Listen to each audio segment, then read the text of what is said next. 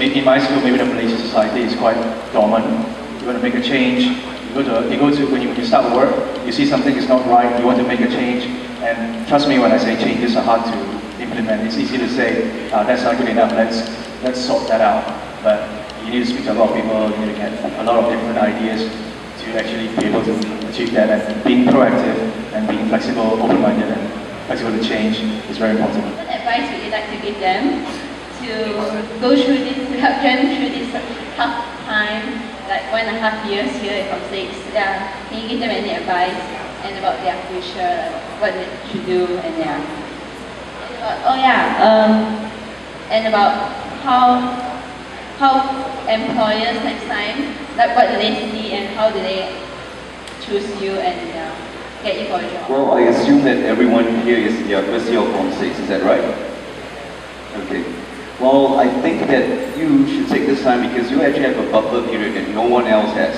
You have 2 years to really consider what you want to do in life, which is good because a lot of people after Form 5 they just rush off straight to something which they think they want, end up wasting maybe 2 or 3 years later just to find out that they're not. I think this 2 years will be a very good thing because you're in the presence of the brightest minds, not just in Ipoh but Malaysia. I believe that something is still first, right? No? Okay. So since you're among the minds of the brightest in the country, take this time to learn from your classmates, learn from your teachers because it's a different culture in Form 6. I know I always admired the girls when I was in Form 5. But take this time to really think of what you want to do. I would say that the next 2 years, I've heard from a lot of people that it's tough. But everything in life is just going to get tougher. The best part is that you're just going to grow older and suddenly the tough things, when you look back, doesn't seem so tough anymore. The next 2 years is going to be important, so take this time and also just to try to look out for what you think you want to work in. Now, going to employers, right? Every industry has very different employers. My industry in communications is way different from perhaps what a government hospital would have, or maybe like the Chu and Nick as well, where they're working in a multinational corporation. Mine's an agency, but the clients that I have to deal with, the suppliers I have to deal with, the customers, the stakeholders, government people, everyone wants something different from you. Take these 2 years to find yourself, to know what your strengths really are and how you can apply that to not just your studies, but to the work that you have in the future. I just want to share an experience of our classmate, Tiong Yuan. He's top 1 or 2. We always thought he was a bit effeminate. And we always thought he's going to be a doctor or a scientist. But let me share my story. He was always first or second in SPM, I think, in Form 5. Let me just tell you what you can actually achieve. He graduated Form 5. I think he went to Singapore. He went to Singapore and I think he was on a scholarship as well. Definitely on a scholarship. He was an ASEAN scholar. And then he was studying he went to Cambridge University to do engineering. And we thought he was going to be a scientist or doctor. And when he was there, because he was obviously got a scholarship to go to Cambridge, and he graduated first class honors. And now he is training to be a pilot. So it's a classic example. He's a pilot in Singapore Airlines, so one of those. It's a classic example of when you start out something, you're sitting here, you're thinking, I want to be a doctor, I want to be, not a lawyer, I want to be a scientist. But if you work hard and you take every opportunity that comes by, you can go, the sky's the limit. Something number 1, go to Cambridge, still number 1. That's my 4 years. I've been to loads of interview processes. I've been to like interview process in Malaysia, I've been to the interview process in the UK. And what I find very challenging is everybody is smart nowadays. And there's one of the managers, it's a matter of employers looking for people who can think on their feet. You ask me a question, I answer it, as sincere as possible. Try to be yourself. Don't try to act a bit more arrogant than you are. And employers now, they're looking for obviously competency. You have to have good grades. Everybody has good grades. What differentiates you is obviously leadership. You're looking for people with good character, people who can be team players. And it brings back why we suggested to do a sports reunion, because we think leadership and teamwork can be attained in sports quite easily. And always remember that grades are not everything. It's how you develop yourself outside of your academic circle. it's more important to explore yourself better. Say how you should go about these 2 years is just enjoy your life. I think that's the most important. You don't believe it because sometimes students tend to study, overstudy, and they just want to score low grades. But my advice is just enjoy yourself while you can.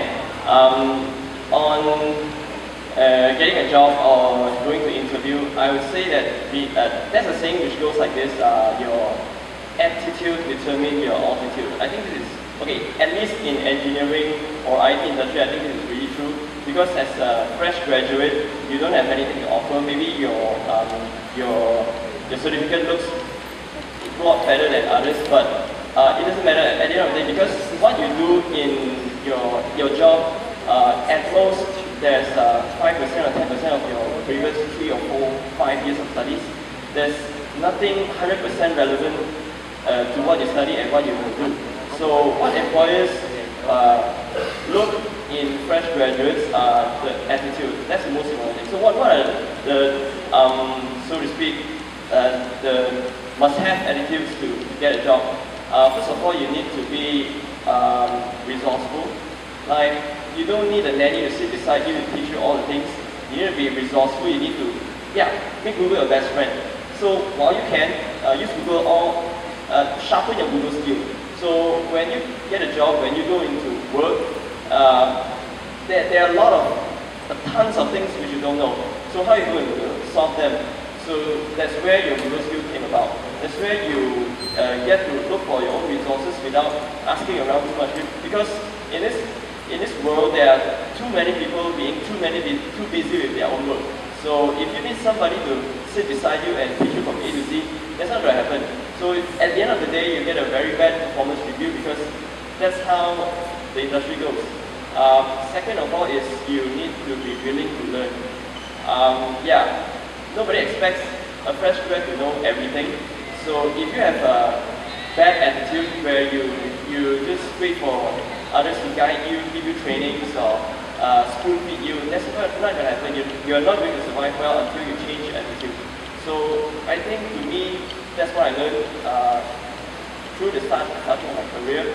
That's the most important thing. So learn as much while you can, and make Google your best friend. Well, I'm going to tell you about job interviews. For me, I didn't go through any high-fi job interviews. It's just sit into the room, then the JPA people will just ask you, mau pergi Sabah, Sarawak ke tidak? Then I say, tak mau, mati-mati pun tak mau. That's just all I know about interviews.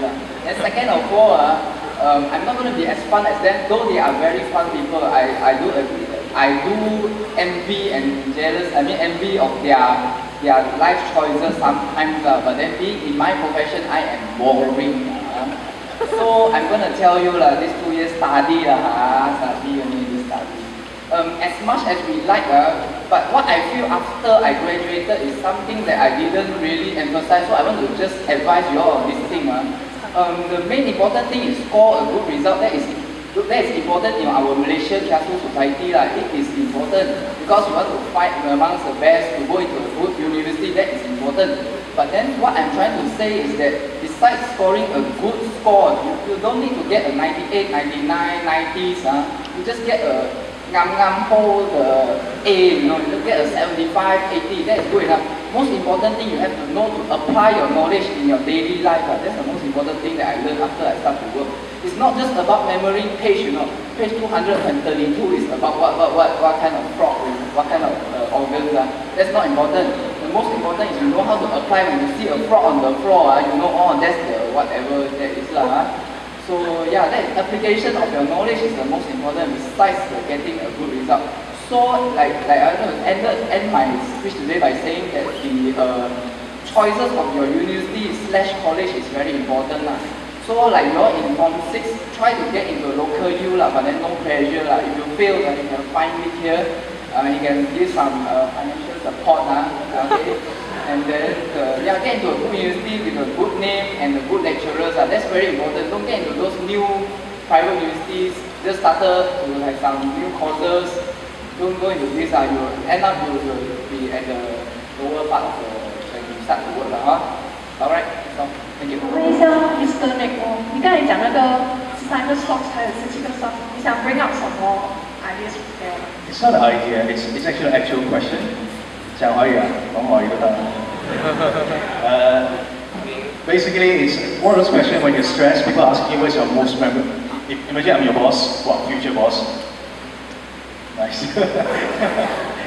Yeah, if I'm your potential employer, I'll ask you different questions and ask you, suddenly they throw a very difficult question like this, expect you to answer. Anybody figure it out? Anybody knows the answer? Anybody knows the answer? 好像会。Sorry? 100%. No. The question was, if you have 18 white socks and 17 white socks and 10 black socks, how many do you need to pick up? The minimum time you need to pick up to make a pair of the same color. It's 3 times. 你个抽屉里面有一个白色，你第一次拿白色，第二次拿黑色，第3双一定会有 pair 了吗？3色。It's a very simple question that we just get caught up in the calculation and everything. And another one, very simple, I'll say it immediately. If 0 is 5, 1 is 25, 2 is 125, what is number 5? If you're calculating, you're wrong because you're not listening to me. Because I said 0 is 5, and 5 is 0. These are the questions you get. That question, the 0 and 5 one is a Harvard question. It just prepare you to, these are the things that they try to catch you. If you start thinking, it's all academic, it's all studying, you might not answer the question properly. Most won't listen and, sort of like think on your feet. That's what I'm trying to say when I give an example. It's just one of the things I've been through. Just want to share with you guys.